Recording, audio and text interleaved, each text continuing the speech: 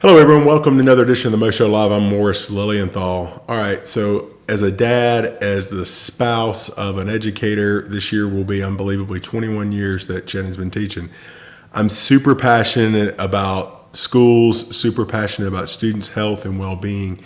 And I think now may be a tougher time to be a kid than it's ever been to be a kid. There's so many pressures, so many things going on, and we're going to touch on all those things. And the pandemic right now in the last year plus is really, if we're feeling it as adults, we know that our children out there are feeling it too. So I'm excited to have on today someone, Allison Spratley, with the Enrichment Center. Her and her organization are a valuable resource to our community, to our local schools, to provide counseling resources to those students in need. So I'm excited to have Allison on. So, Allison, how are you doing today? Thank you so much for taking time. I'm good. Thanks, Morris. I appreciate being here. This is a great opportunity for us. So thanks for having me.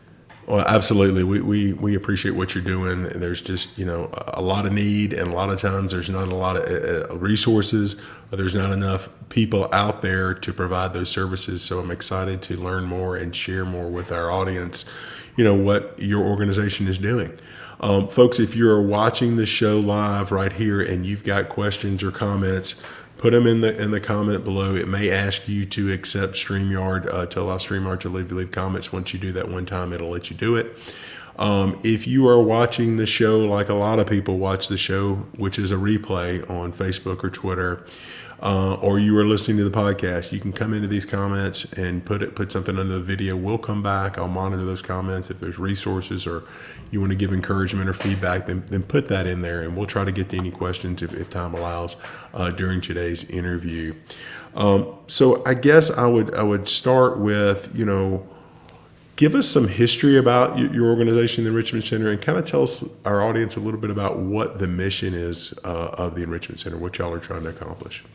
Yeah, so the Enrichment Center actually started like 20 years ago, and it started in Decatur. It was founded by a gentleman by the name of Dr. Larry Little, and he founded the Enrichment Center as a counseling program, and the school-based program was the nonprofit arm of this Enrichment Center that he started. And then years later, around 2015, the Enrichment Center school-based piece broke off and now is a standalone nonprofit. We're a 501c3, and the rest of the organization went on to be Eagle Counseling and Consulting, which has offices in Decatur and Coleman and Huntsville, and Dr. Little oversees all of that. So he still sits on our board. We're just the school-based piece, but we broke off from them so that we could be a standalone 501c3, do our own thing, be our own nonprofit. So with all that being said, the history of the Enrichment Center in our community, my experience with it and the day that it started working with Madison City Schools was the Monday following the February 5th shooting at Discovery Middle School.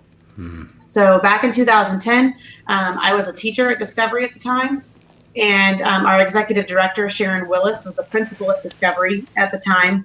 And on that Friday, February 5th, a student was shot and killed in the hallways of Discovery Middle School. So following that event, the Enrichment Center brought in grief counselors, and counselors stayed in Discovery through the end of that school year. And that really began the relationship between the Enrichment Center and Madison City Schools.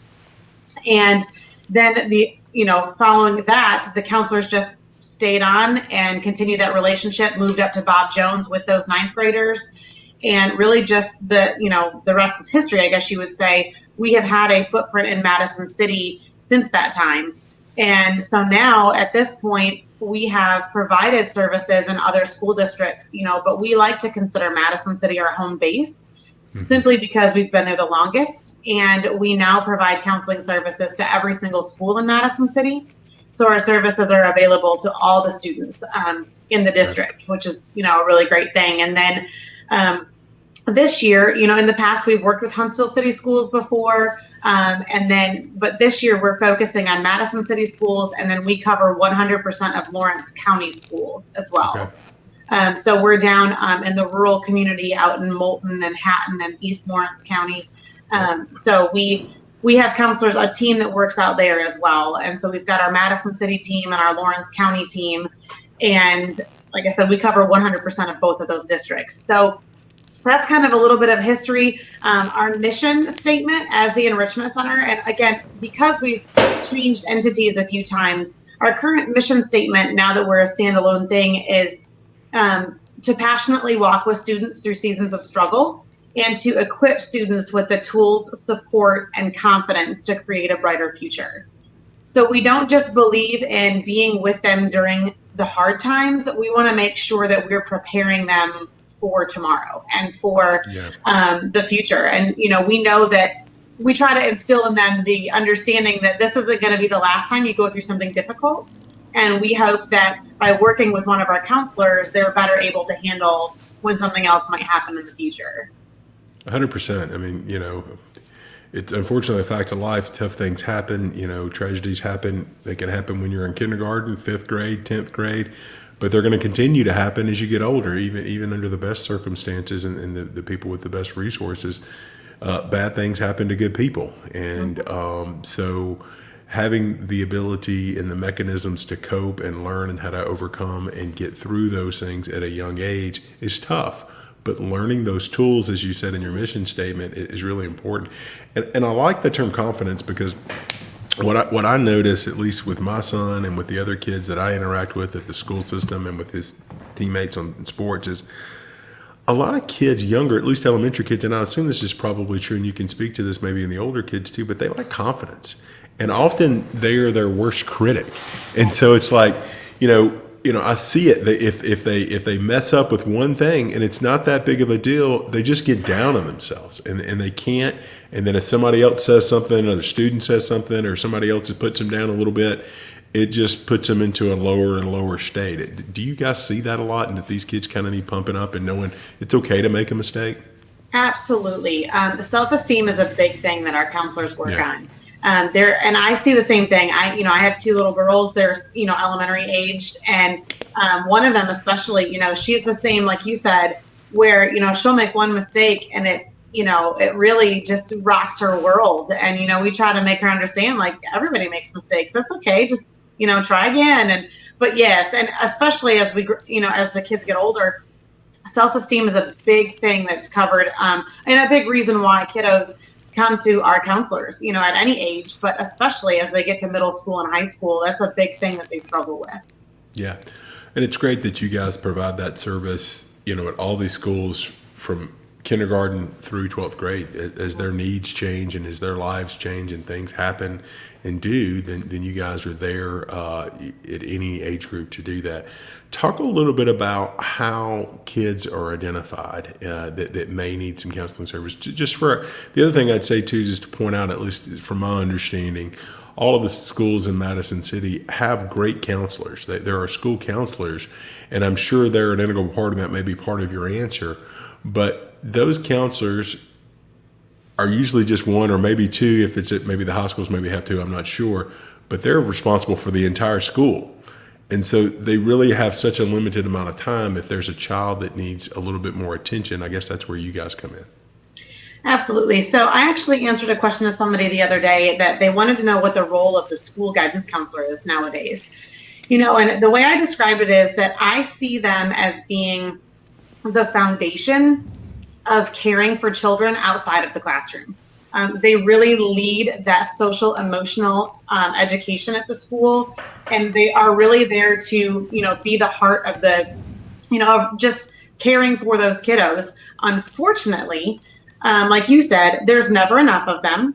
And they also wear so many hats that they don't have the time nowadays to sit and have as many of those one-on-one or group sessions that so many of them are passionate about. And so what we feel our role is to come in alongside them.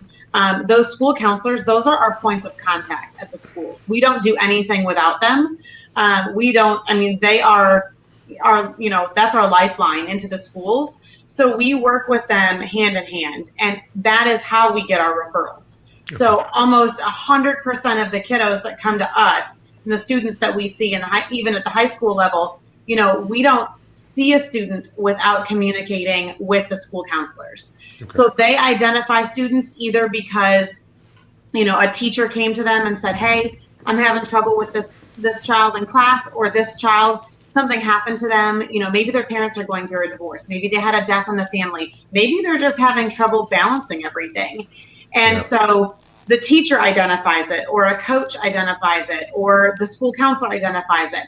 A lot of times it may be something as simple as having a relationship with that school counselor and the child is fine. But we like the school counselor to identify for us, is this something that needs that extra step? Do they need to see someone on our staff because it's going to be more of an ongoing counseling therapy type situation? And that's how we'll end up getting that referral. Now, all that to say, at the high school level, a lot of students self-refer. We emphasize our counselor really becoming a part of the school culture, and it's important to us as an organization that they really ingrain themselves in that school culture so that the students know who they are and they know that a relationship with them is a really important thing. So at the upper grades, a lot of students will just show up and say, hey, I'm having a tough day. I'd like somebody to talk to. And they can do that same thing with the school counselors. But like I said, unfortunately, school counselors, they wear so many hats. They help with, standardized testing. They help with scheduling. They help with college and career counseling and all that kind of stuff. So, right, exactly. So, when a kid, needs somebody to talk to for an hour, that's where we come in. Whereas, your school counselor, they might not have, they might be in other meetings, or they have to attend, 504 meetings or IEPs or something like that. And so, we're just there to supplement. That's what we're just part of the team. And we feel like, anything that you can do to add in a little bit more to that mental health piece is important. Absolutely. You're throwing out all those school acronyms. I hear those all the time, and I always said teachers have acronyms for their acronyms, which fits right in with our military culture here that has so many acronyms. But curious, does the counseling that you guys provide, is that all provided at the school system? So are the counselors coming in, and then there's just a private setting for the students to meet with the counselor there on campus? Is that kind of how that works? Yes, we are right now exclusively a school-based program. Okay. So we don't even have a brick and mortar right now. We do not have an office building. The executive director and myself, we work out of our homes and visit the schools when we need to. And then all of our counselors are housed at a school. So they have either an office or a private space, depending on how often they're there, if it's just a couple days a week or something like that. But they're given a space to do their job when they're at the school. And so, yes, they're there. If the students are in the building, our counselors are in the building. That's our philosophy. And so, they show up for the same hours that the kids are there, and they're able to provide counseling all day, every day. And are the parents looped in if that's needed, or is there parent approval? How does that work for when the kid, I assume at the high school level, if a student wants to come in and just say, hey, I'm having a tough day or this, they'll maybe talk to them. But, if you've got an elementary or middle school kid, how are the parents looped in or the guardians looped in? Yeah, so we follow HIPAA guidelines too. Okay. And so we can't actually talk with a child until we get parent approval. We have forms that they have to fill out. And so when we have a child identified and referred to us, either the school counselor has already talked to the parents and started that process for us, or they send us the kid and then, all that information, and then we go and, make that connection with the parents. However, once a child is 14 or older, we don't need parent approval. And so they can sign for themselves on those forms. But, as much as possible, we want that parent support. And we believe in, just the whole family working together to do it. But we understand that sometimes, that's a private thing. So, yes, if they're under 14, we can't talk to the students unless the parent's on board. That makes sense, and that's my understanding. I'll take my Mosho hat off, put my lawyer hat on, and that's my understanding of how the law works and do when I'm getting HIPAA forms signed for clients. If they're 14 or older, I have to get the go ahead and get the child to sign the form too. But that's good to know, and it's good because they're going home to that environment to have the support system around them to help whatever need that child has. It's critical to have that. depending upon the situation, unless the parents are maybe part of the problems the kids are having if they're older. Folks, if you're just joining us, welcome to the Mo Show Live. Our guest today is Allison Spratley. She is the development director for the Enrichment Center, and we've been talking a little bit about the mission and the programs and the services the center offers, the counseling services at the K through 12 level in the Madison City Schools and Lawrence County Schools, and we're talking a little bit about how students are identified and where the programs and services are offered. I guess I kind of want to transition now, and I started off the show like this, and I really do believe this. We all think we had it rough when we walked uphill both ways and through the snow to get to school back when we were kids.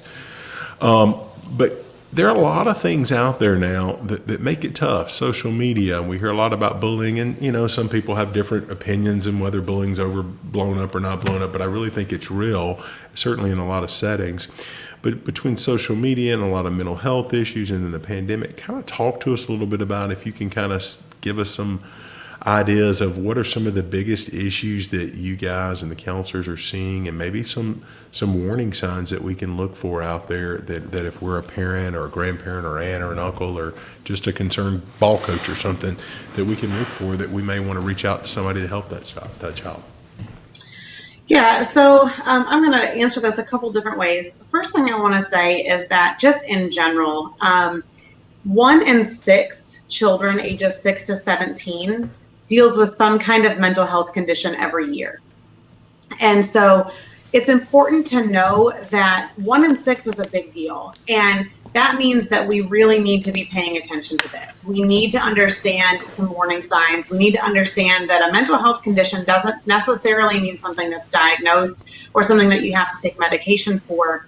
It could just be stress, anxiety, depression that's temporary, or grief that's, from something that has happened. And so it's important that parents and any sort of stakeholder in a child's life is watching for those signs. So mental health is a big deal. And, I'll say too that just right before the COVID pandemic shut everything down, we had hosted a mental health summit at a local high school. And the purpose of that was to educate the community. The structure of it was that it was an evening-long event, and we hosted various seminars on different mental health topics. And I will tell you that the 3 most attended events that night were anxiety, depression, and stress management. Stress management was a really big deal. It's for parents, it's for kids, and I think part of why we see a lot of so much more stress and anxiety nowadays is because compared to those days, now I didn't walk uphill both ways because I'm not going to age myself that much, because that's something my dad used to say to me, but definitely 3 feet of snow because I'm from Michigan. So that's true. But, I think kids are involved in so many more things nowadays, and there's so much more pressure to be involved in lots of things, that there's not nearly as much downtime in their lives as there used to be to just play and relax and be a kid. And so we do see a lot of that anxiety and stress management, especially at the high school level. There's so much pressure to perform well, grades, college, all that kind of stuff. That's a big deal. And that's where a lot of these coping mechanisms that we try to instill in these children, that, they really need to know how to handle that and how to not let it get out of control. But, I can't say enough too that the early warning signs, of just, things that they used to be excited about, or a lot of interest that they used to have, if they're pulling back from that, or if they seem, disinterested, or if they seem sad a lot, or their friends group change very drastically without notice, or they seem to be more quiet than usual.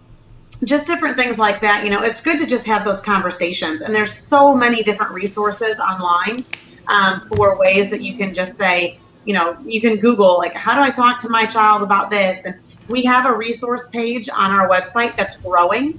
And every time I talk to our counselors, I say, okay, give me a new resource that I can add to that. Resources for students, parents, teachers, those kinds of things, because it's important just to be talking and really feel connected to your kids. The more connection there is, the better.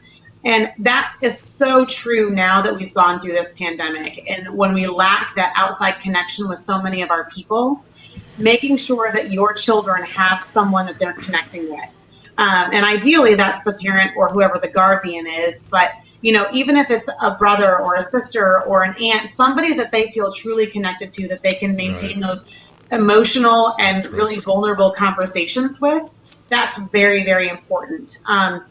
But, I would say that in addition to the anxiety, stress, and, depression and things like that, fear and grief is a big one right now, because grief from all the loss that there's been, grief is not necessarily just losing a loved one, or seeing someone, pass away. There is grief of all kinds. There's grief, especially for kids. They grieve the loss of normalcy, and they grieve, when they lose events or big things that are supposed to be these milestones for childhood. Right. They're grieving those changes, and they're grieving, oh, I didn't get to have a graduation last year, or all these different things. Grief looks, it looks different for everybody, but there's definitely some loss that people are dealing with. And then fear, fear of not knowing what's coming, and fear of, when is this going to end, or is it going to end? And, what does that look like? There's just so many thoughts going on in their young minds. And, we like to think as adults, we know all the answers, or we've got it all together, and we definitely don't. Nor do our counselors. Nobody has all those answers, but, what we're looking for is the ability to talk about it, and to Right. help them cope and understand, have those tools to be able to take it on their own if they ever have to. Yeah.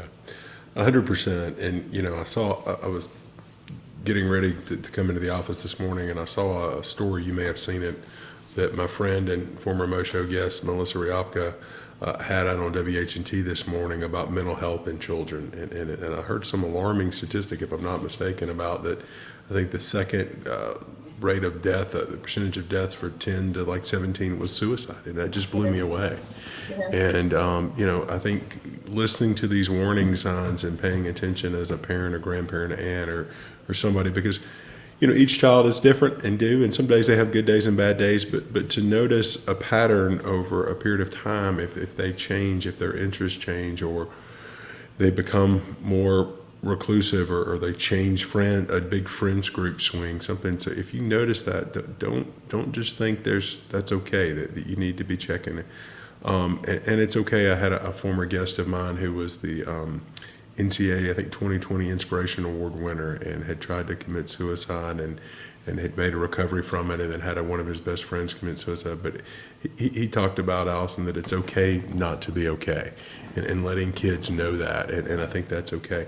I'm curious, as a parent whose son's fixing to get a cell phone to go to Discovery next year, what do you guys think about it? What do you see with the pressures of social media with kids now? How do you guys handle that and that? Because that's a big deal.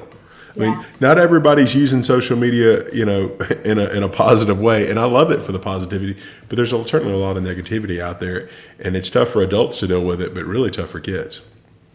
Yeah, and I'm a parent, and the best thing I can say is just be careful and be aware.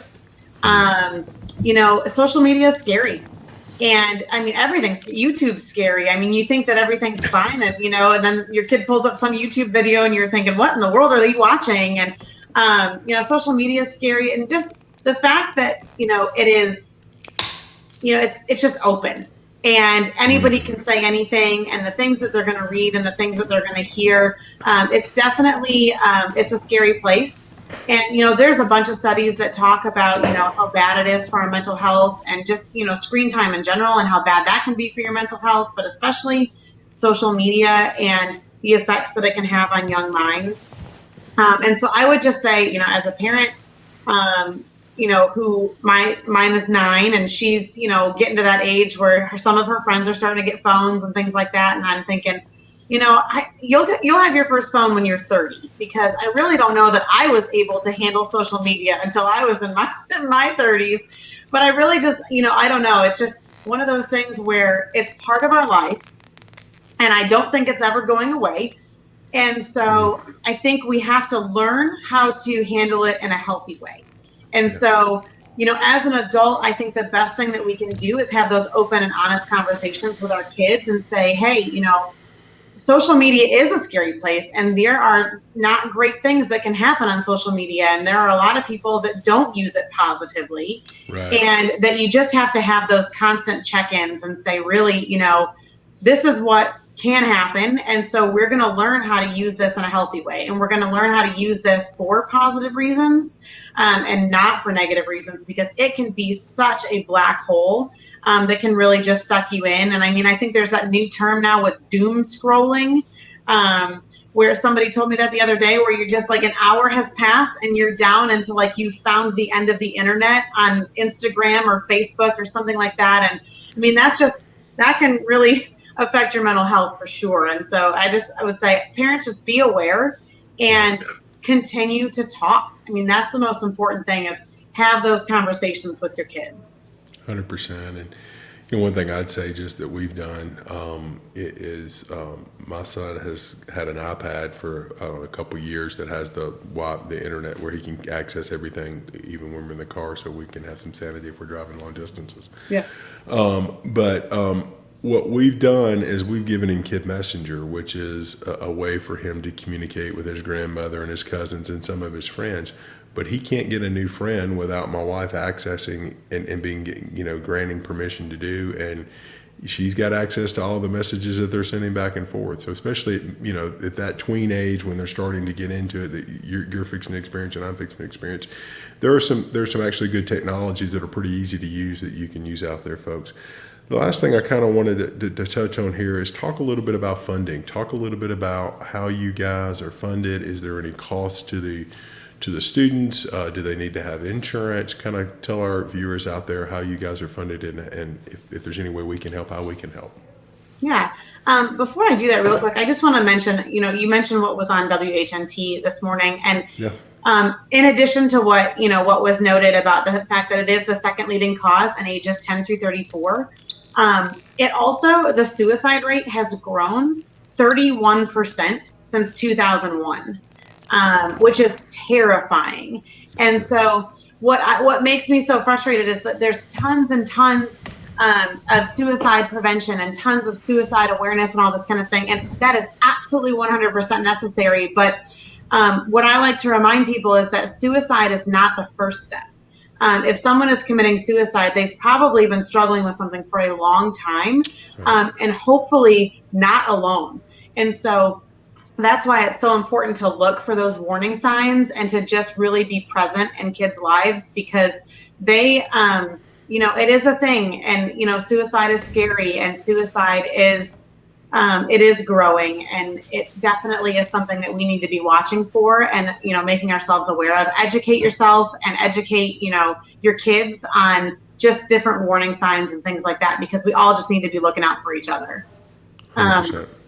So now, as far as funding goes, so first of all, I want to point out that the Enrichment Center, our services, always, always, always free to students and their families. We do not charge for our counseling services, and we do not bill insurance. It is our policy that everybody should have access to counseling services when they need it, and they should not have to wait. And so our goal is to break down barriers. That's one of the reasons we believe in school-based counseling, because one of the leading barriers to getting counseling services is transportation. So we want to meet kids where they are already. Right. And so that's why we exist in the schools. And then again, we don't want it to be based on whether you have insurance or what kind of insurance or how often insurance dictates you can be seen, or how many sessions they will pay for, or anything like that. There are certain children that when they're going through a crisis, they need to be seen multiple times a week. And that is very hard to find outside of our program, to be able to get into a therapist or a counselor multiple times a week in crisis. And so we do offer our services for free to students and families. Now, I say all that to say, we would not exist if it were not for our partnerships with the school districts. Being a small nonprofit organization, we employ all of our licensed counselors. They have to be licensed at least master's degree level in order to work for us. Okay. And they have to have an active licensure, whether it be a social work or a licensed counselor. And so we pay them, they're on our salary. But being a small nonprofit, with how often we're being asked to hire new people and to grow, we cannot fund ourselves that quickly. And so we thankfully are funded partially through the school districts. So Okay. when a school district sees our need, they pay for our services in terms of hiring us as a contract organization to come in and provide services to their schools. Okay. That being said, I think everybody watching this probably understands that schools do not have an unlimited budget. And so when they want us to add 5, 6, 7 counselors, every school year because they see the need is growing so much, we still have to, we write grants and we get a lot of grant funding, and we have, local donors that like to give to our organization. And then we have corporate sponsorships for events that we host and things like that. So we make up the difference. And the school district and how many counselors they have depends on how much, they give to our organization. But again, without their help, we would not be able to provide this service to as many kids as we are able to do. Last school year, our numbers aren't in for this school year yet, but last school year, 2019 to 2020, our counseling team facilitated 4,114 counseling sessions. Wow. And so this year, it was a little bit, we can tell it's going to be a little bit lower simply because there are a lot of kids, juggling that virtual learning and things like that. And so first semester this school year, we did 1,664, which is a little bit lower than in years past, but and we do have telehealth. That's the other thing I wanted to mention. I was going to ask, do you have virtual? So, yeah. Yes. When school shut down last spring, we had to pivot because there are just too many kids that we need to, be watching and caring for and talking to. So we do have a HIPAA compliant telehealth platform that we use. Obviously, for some kids, it works great. For other kids, they need that face-to-face interaction. Sure. But yeah, so as far as funding goes, aside from grants and the schools providing us some funding, the rest of our funding comes from local donors and from events that we do, fundraising events. And so it has been a little tricky for us with COVID. We weren't able to host those events. And so we've had to search for funding elsewhere, just like every other nonprofit in the community.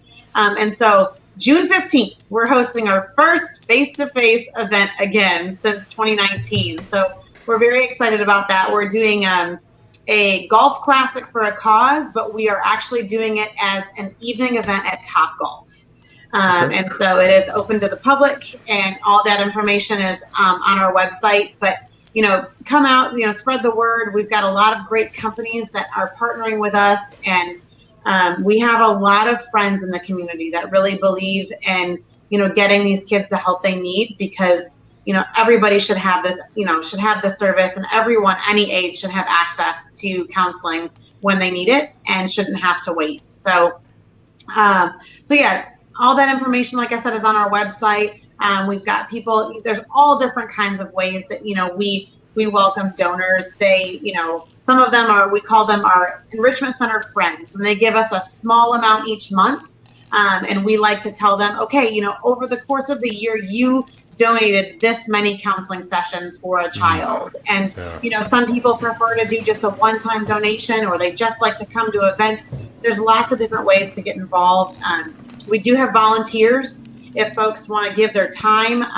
We understand that there's a lot of people that believe in this but don't have the financial means to donate, and that's absolutely we welcome the advocates. That's what we really need. At the end of the day, mental health just needs advocates. Spreading the word and making sure that every child knows that the service is available, that's more important than anything.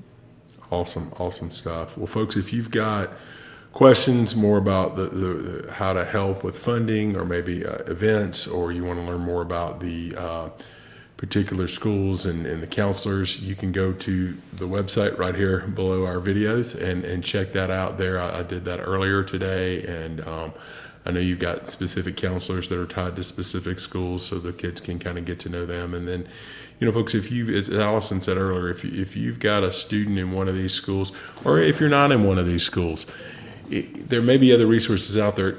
Reach out to your school counselor and they are always a good resource. Those people got involved in school counseling because they care about mental health and the well-being of those students. So reach out to those counselors, and if it's the Madison City Schools or Lawrence County Schools, then they can put you in touch with the Enrichment Center.